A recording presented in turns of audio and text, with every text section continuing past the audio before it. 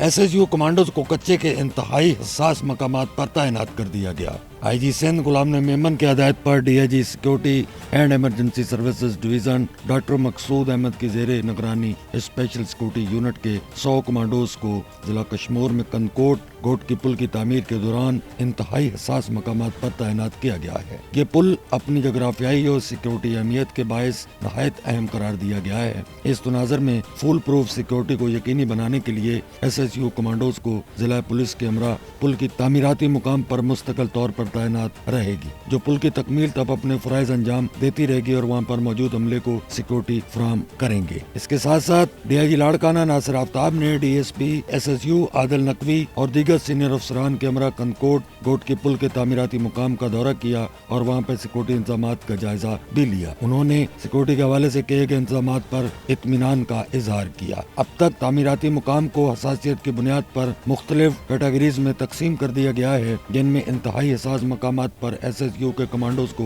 तैनात किया गया है ताकि किसी भी मुमकिन खतरे से बर वक्त निपटा जा सके।